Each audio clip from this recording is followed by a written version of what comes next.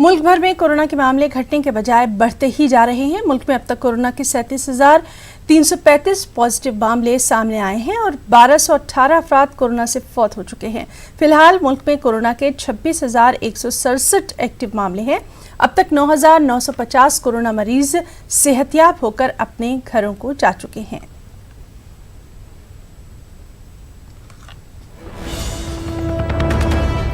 इस वक्त की अहम खबर वज़ारत उमूर दाखिला के ज़राए के हवाले से ये अहम खबर है। ऑरेंज ग्रीन जोन में हज्जाम की दुकानें खुलेंगी। तो बेहद अहम खबर, ऑरेंज और ग्रीन जोन में हज्जाम की दुकानें खुलेंगी, लेकिन हज्जाम सिर्फ मकामी लोगों की ही कटिंग करेंगे। रेजिडेंट वेलफेयर एसोसिएशन को इस सिलसिले में फैसला लेना होगा। तो बेहद अहम खबर वज़ारत उमूर दाखिला के ज़राए के हवाले से, ऑरेंज ग्रीन जोन में हज्जाम की दुकानें खुलेंगी। हज्जाम सिर्फ मकामी लोगों की ही कटिंग करेंगे। सेहत से मुताल्लिक प्रोटोकॉल का खास ख्याल रखना होगा। किसी भी नागहानी की सूरत में इनफरादी जिम्मेदारी तय होगी। और एक और अहम खबर, ई कॉमर्स कंपनियों को भी राहत मिली है। रेड जोन में सिर्फ ज़रूरी चीज़ों की फरोख्त है, जबकि ग्रीन और ऑरेंज जोन में शराब की भी फरोख्त होगी।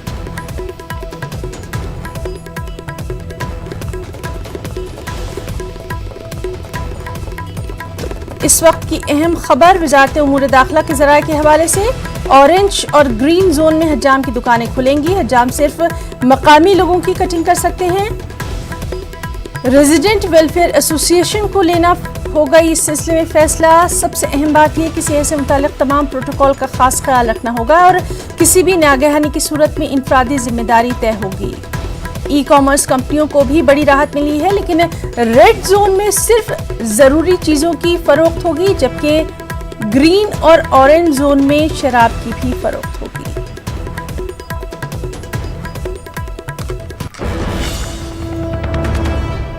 और कर्नाटक से अहम खबर, जहां कर्नाटक में आईएएस ऑफिसर मोहम्मद मोहसिन को नोटिस जारी किया गया है। दरअसल तबलीगी जमात के सिलसिले में ट्वीट करने पर यह नोटिस जारी किया है। कर्नाटक हुकूमत ने उन्हें वजह बताओ नोटिस जारी किया है। आपको बताएं कि प्लाज्मा देने वाले तबलीगी जमात के अरकान को मोहम्मद मोहसिन ने हीरो कहा है।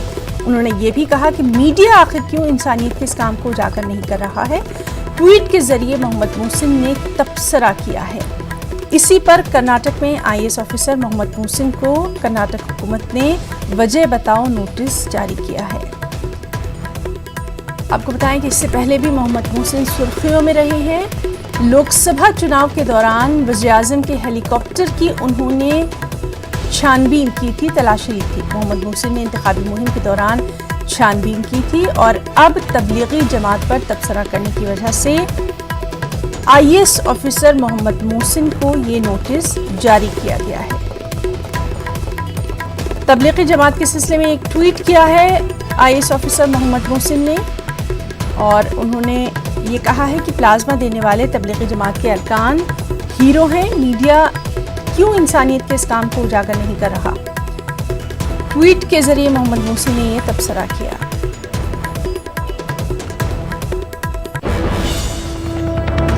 लॉकडाउन के दरमियान बैरून रियासतों में फंसे लोग अपने अपने घरों को वापस हो रहे हैं। जुमे से ही खुसूसी ट्रेनों के जरिए बिहार के बाशिंदों को भेजा जा रहा है। ऐसी एक ट्रेन जिसमें 1200 मुसाफिर सवार हैं अब से कुछ ही देर में दानापुर स्टेशन पहुंचने वाली है। इसके बाद 100 बसों के जरिए इन लोगों को इनके जिलों में भेजा जाएगा। और इस मौके पर दानापुर स्टेशन को सैनिटाइज किया जा रहा है। रेलवे की जानिब से खास इंतजाम किए जा रहे हैं। यहाँ का जायजा लिया हमारे नुमाइंदे अमित कुमार ने।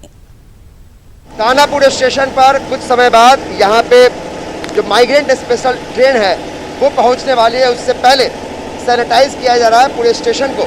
आप तस्वीरों में देख सकते हैं जो दानापुर स्टेशन है।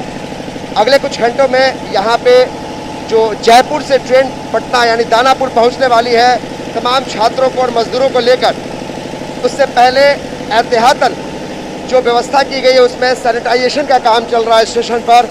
और ये तस्वीरें बताती है किस तरीके से जो जिला प्रशासन है, रेलवे प्रशासन है, वो छात्रों को लेकर, मजदूरों को लेकर कितना सतर्कता बरता जा रहा है। और दानापुर स्टेशन का प्लेटफॉर्म नंबर 1 है और यहाँ से तमाम प्लेटफॉर्म जो है उनको सैनिटाइजेशन का काम लगातार जारी है। और ये तस्वीरें दानापुर स्टेशन की है। देखिए किस तरीके से दानापुर स्टेशन को, चूँकि छात्र यहाँ पहुँचने वाले हैं, उससे पहले सैनिटाइज किया जा रहा है। जो अधिकारी हैं खुद मौजूद हैं, एसएसपी यहाँ के पटना के डीएम कुमार रवि मौजूद हैं, जो रेलवे के डीआरएम हैं वो मौजूद हैं। तमाम अधिकारियों के बीच में आप पीछे तस्वीरें देख सकते हैं किस तरीके से सैनिटाइजेशन का काम चल रहा है। कैमरा पर्सन मनीष जुनेजा के साथ अमित कुमार सिंह, दानापुर स्टेशन, न्यूज़ 18। और वहीं कोटा में फंसे दिल्ली के 900 तलबा आज देर शाम तक वापस आ जाएंगे। लॉकडाउन की वजह से फंसे तलबा को लाने के लिए दिल्ली हुकूमत ने 40 बसें भेजी हैं। यहाँ आने के बाद तलबा को 14 दिनों के लिए होम क्वारंटीन में रहना होगा।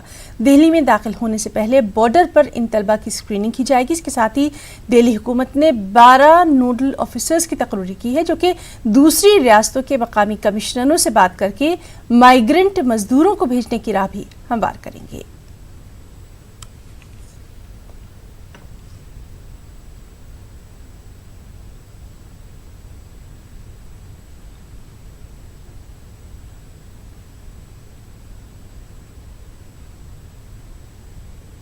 कोटा में फंसे दिल्ली के करीबन 900 छात्रों को वापस दिल्ली लाने के लिए दिल्ली सरकार ने कल 40 बसें कोटा की तरफ रवाना की हैं। इस वक्त हम दिल्ली राजस्थान बॉर्डर पर खड़े हुए हैं। ये वही बॉर्डर है जहां से कल बसेस भेजी गई हैं जो कोटा में फंसे हुए दिल्ली के छात्रों को यहां पर लेकर आएंगी।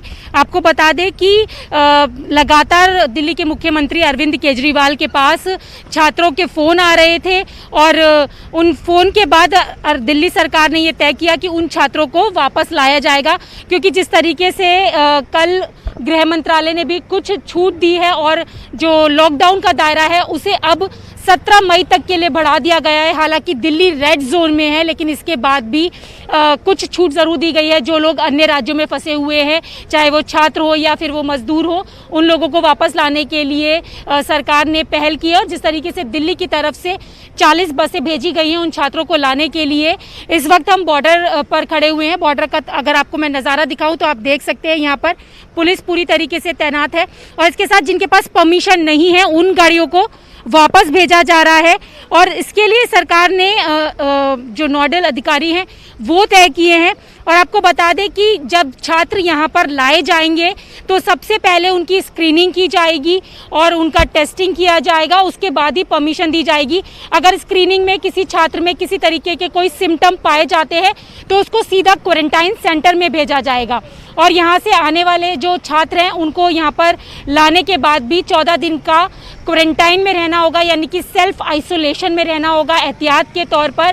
तो यहाँ पर दिल्ली सरकार की तरफ से जो बसें भेजी गई हैं, कल दिन में वो बसें भेजी जानी थी, लेकिन कुछ देर से वो बसें पहुँची है। तो उम्मीद की जा रही है कि आज देर रात तक वो बसें वापस यहाँ पर आएंगी। और आपको बता दें कि जब वो स्टूडेंट्स यहाँ पर आएंगे तो एहतियात के तौर पर उनकी स्क्रीनिंग की जाएगी। अगर किसी को भी किसी तरीके का कोई सिम्टम नज़र आता है तो उनको एंट्री नहीं मिलेगी और उनको सीधा क्वारंटाइन सेंटर में भेजा जाएगा। और जो लोग नेगेटिव आएंगे, यानी कि उनमें कोई सिम्टम नहीं रहेगा, उनको भी 14 दिन तक सेल्फ आइसोलेशन में रहना होगा। तो ये एक राहत की खबर है कि जो छात्र कोटा में फंसे हुए हैं वो वापस आ सकेंगे। इसके साथ ही दिल्ली सरकार ने ये भी साफ कर दिया है कि मज़दूरों को लाना, दूसरे राज्य के मज़दूरों को भेजने के लिए भी दिल्ली सरकार काम कर रही है। नोडल अधिकारी तय किए गए हैं और इसकी सूचना मज़दूरों को दे दी जाएगी और किसी तरीके की पैनिक सिचुएशन करने की ज़रूरत नहीं है।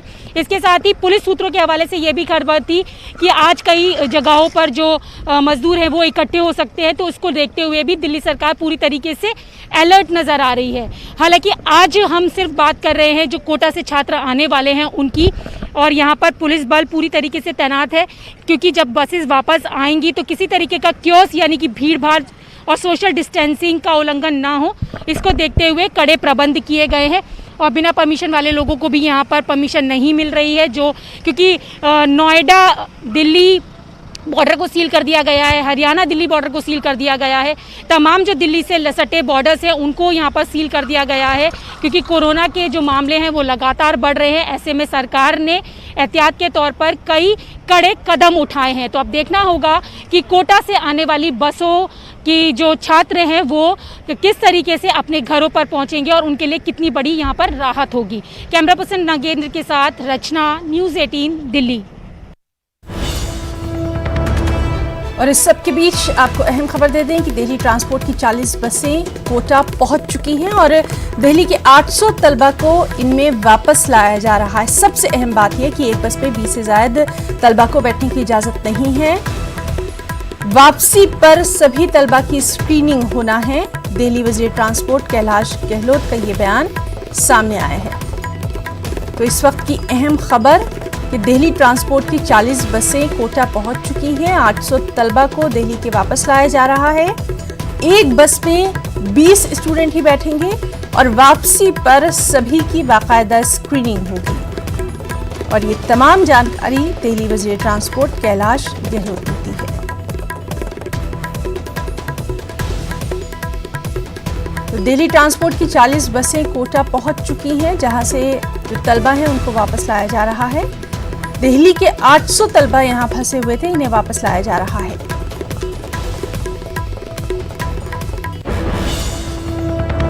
और इस सब के बीच एक और अहम खबर, जयपुर से पटना पहुंची ट्रेन। जिस तरह से लगातार हम आपको बता रहे थे कि जयपुर से पटना रवाना हुई है। इस ट्रेन में 1200 मुसाफिर हैं।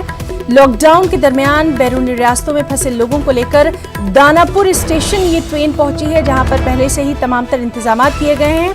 और अब 100 बसों के जरिए इन लोगों को इनके जिलों में भेजा जाएगा। जिस तरह से लगातार पल पल का हम आपको अपडेट दे रहे हैं कि मुख्तलिफ रियासतों में जो बच्चे फंसे हुए, जो स्टूडेंट फंसे हुए हैं, जो मजदूर फंसे हुए हैं और जो दूसरे सैलानी फंसे हुए हैं, उनको लाने के लिए किस तरह के खुसूसी इंतजामात हर जानिब से किए जा रहे हैं, उसी से जुड़ी ये खबर है कि जयपुर से पटना पहुंच चुकी है।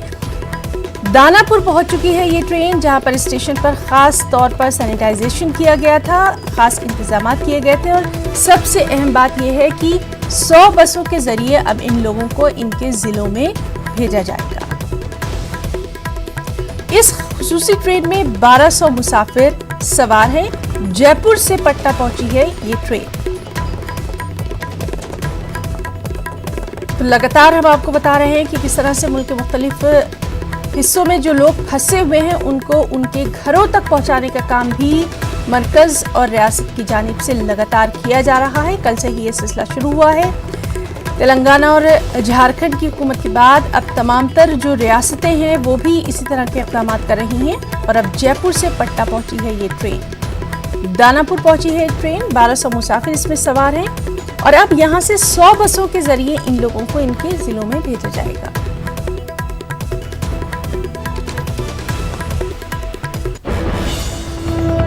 वक्त है एक ब्रेक का।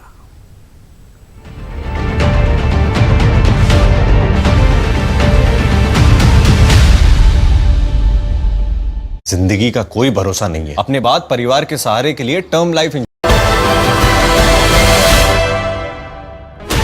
16 channels, 15 languages, 26 states, 1200 plus reporters, 66.9 crore viewers. India's largest news network, News 18 Network.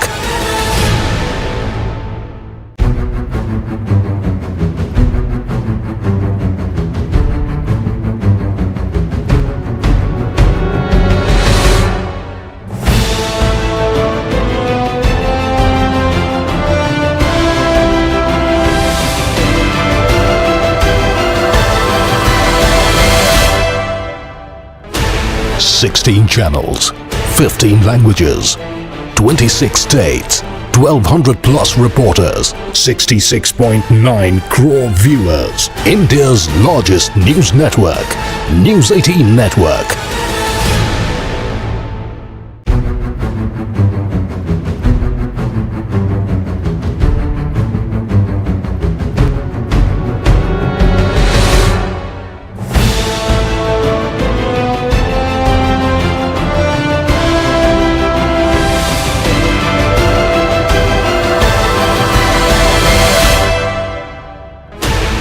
Sixteen channels, 15 languages, 26 states, 1200 plus reporters, 66.9 crore viewers. India's largest news network, News 18 Network.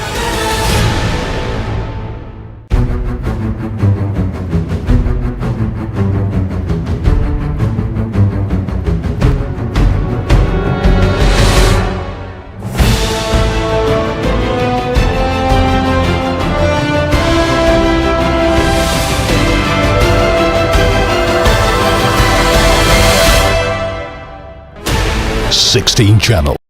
एवं टॉनिक।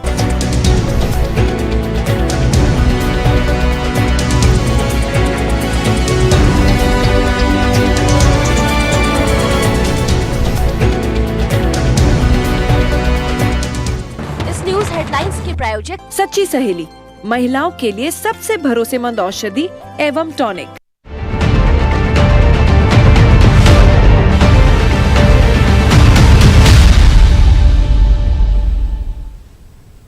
कोरोना वायरस और lockdown के सबब police जवान लगातार check post पर 24 घंटे अपनी खिदमत अंजाम दे रहे हैं और अपनी ड्यूटी के अलावा हंगामी हालात में आवाम की मदद करने वाले पुलिस जवानों को तहनीत पेश की गई। हैदराबाद में city police commissioner Anjani Kumar ने इनकी खिदमत को सराहते हुए इन्हें अवार्ड और सर्टिफिकेट से नवाजा। इस मौके पर अंजनी कुमार ने कहा कि फिलवक्त हैदराबाद कमिश्नरेट में एक शिफ्ट में 4000 पुलिस जवान अपनी खिदमत अंजाम दे रहे हैं। उन्होंने आवाम से भी पुलिस का ताउन करने की अपील की है। एवरेज ఒక షిఫ్ట్ లో 4000 పైన పోలీస్ ఆఫీసర్స్ రోడ్లో ఉన్నారు. బట్ ఈ ప్రాసెస్ లో మధ్యలో కొన్ని అవుట్స్టాండింగ్ ఎక్సలెంట్ వర్క్ మన పోలీస్ ఆఫీసర్ ద్వారా of all rank, constable rank, head constable rank, SI rank, మధ్యలో ప్రెస్లో కూడా, మీడియాలో కూడా it is coming regularly. whatever checking police officers are doing, whatever restrictions police department is doing, ఇది ఎవరి కోసం ఉంది, ఎవరి సేఫ్టీ కోసం ఉంది. This is for public safety and security. ఇది నార్మల్ ట్రాఫిక్ రెగ్యులేషన్ కాదు, ఇది normal law and order regulation కాదు. ఈ రెగ్యులేషన్ క్రైమ్ కోసం. It is not happening because to check crime. It is happening to save life. वहीं मरकज़ी हुकूमत ने मुल्क भर में नज़रसानी के बाद तमाम अजला को 3 जोन में तकसीम कर दिया है। जिन इलाकों में कोरोना वायरस से मुतासरा मरीजों की तादाद ज़्यादा है उन्हें रेड जोन डिक्लेयर किया गया, जहां पर कोरोना के केसेस कम है उन्हें ऑरेंज, और जिन इलाकों में कोरोना का एक भी केस सामने नहीं आया उन्हें ग्रीन जोन बनाया गया। तेलंगाना में हैदराबाद के अलावा रंगारेड्डी, मेडचल, मलकाजगिरी, वरंगल, वकाराबाद और सूर्यापेट रेड जोन इलाके हैं। तेलंगाना के 18 अजला ऑरेंज जोन में और 9 अजला ग्रीन जोन में हैं।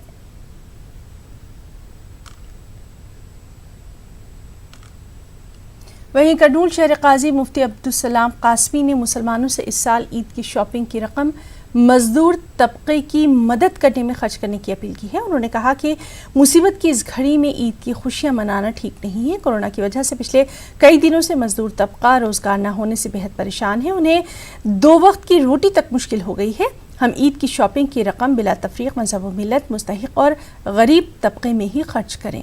शहर काजी ने मुल्क के दीगर काजियों से भी ईद की शॉपिंग की रकम मुस्तहिक मजदूरों में खर्च करने की अपील की।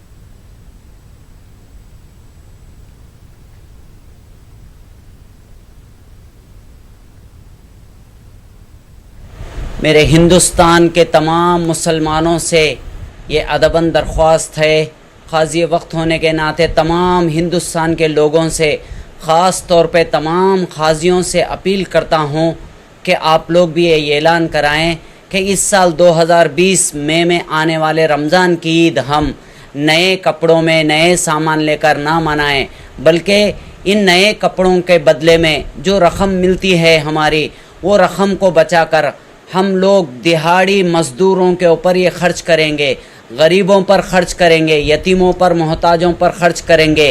वो गरीब दिहाड़ी मज़दूर डेली लेबर काम करने वाला, चाहे हिंदू हो या मुसलमान, इनके ऊपर हम हमारा पैसा खर्च करेंगे। ये तमाम हिंदुस्तान के लोगों से मैं बड़े अदब से अपील करता हूँ ये इसको अमल में लाएं कि हमारा इस साल रमज़ान की ईद नए कपड़ों में ना बनाएंगे, बल्कि ये रकम गरीबों में, मोहताजों में, ज़रूरतमंदों में, दिहाड़ी मजदूरों में, लेबर तबके में खर्च करेंगे इंशाअल्लाहुल अज़ीज़।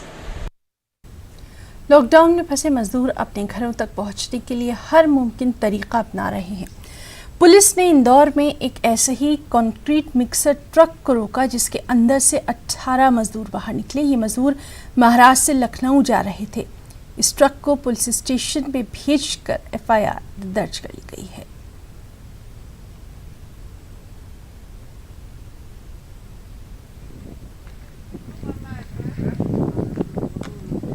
अरे एक तरफ खड़े हो, जरा गिनो इनको, और थोड़ा सा डिस्टेंस बना के रखो।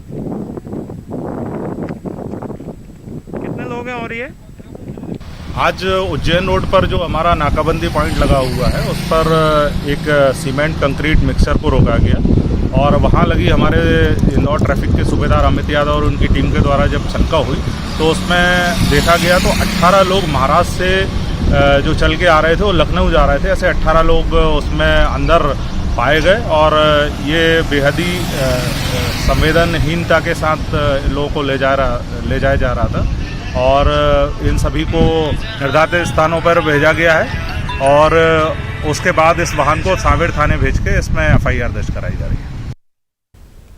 और वहीं कानपुर के चमनगंज में 29 अप्रैल को महकमा सेहत और पुलिस की टीम पर पथराव किया गया। इसके बाद पुलिस ने चमनगंज में जमकर लोगों की पिटाई की और 20 लोगों को गिरफ्तार कर लिया। कसूरवारों के खिलाफ एनएसए के तहत कार्रवाई की बात भी कही जा रही है। वहीं कानपुर के शहर काजी आलिम रजा नूरी ने इलाके में पहुंचकर लोगों से बात की। इसके बाद मीडिया से बातचीत में उन्होंने कहा कि ये 2 लोगों की आपस में लड़ाई का मामला था, ना कि पुलिस पर पथराव का। इसके अलावा शहर काजी ने मुतासरीन को भी यकीन दिलाया है कि जिला इंतजामिया से बात करके बेकसूरों को जल्द रिहा करवाने की कोशिश की जाएगी।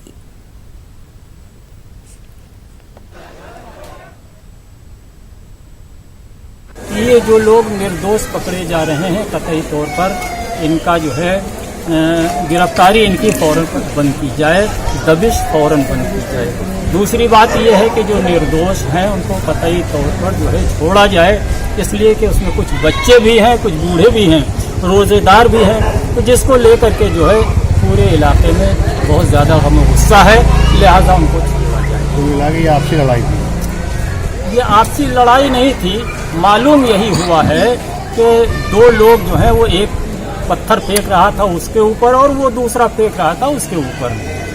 दरमियान में जो है वो डॉक्टरों की टीम आ गई, जिसकी वजह से ऐसा लगा कि जैसे डॉक्टरों पर ही ये हमला हुआ है। हिंदुस्तानी मुसलमानों को साथ देने पर कुवैत हुकूमत का शुक्रिया अदा करने के मामले में दिल्ली अक़लियती कमीशन के चेयरमैन डॉक्टर ज़फ़रुल इस्लाम को कुछ हलकों की जानिब से मुसलसल निशाना बनाया जा रहा है। वहीं दिल्ली पुलिस की स्पेशल सेल ने जुमेरात के रोज़ डॉक्टर ज़फ़रुल इस्लाम के खिलाफ मुल्क से गद्दारी का केस दर्ज कर लिया है। अब 92 सरकर्दा शख्सियात ने एक लेटर पर दस्तखत करके डॉक्टर ज़फ़रुल इस्लाम की हिमायत की है। सरकर्दा शख्सियात में स्वामी अग्निवेश, कमाल फारूकी, कविता कृष्णन, डेंजिल फर्नांडिस, सुजाता मधु और इफ्तिखार गिलानी शामिल हैं। इन सरकर्दा शख्सियात ने हुकूमत से मांग की है कि डॉक्टर ज़फ़रुल इस्लाम को निशाना बनाने का काम बंद किया जाए। उन्होंने जो कहा है बिल्कुल सही कहा है। इस खत में ऐसे लोगों के खिलाफ हुकूमत से भी कार्रवाई की मांग की गई जो कि डॉक्टर ज़फ़रुल इस्लाम को लगातार टारगेट कर रहे हैं।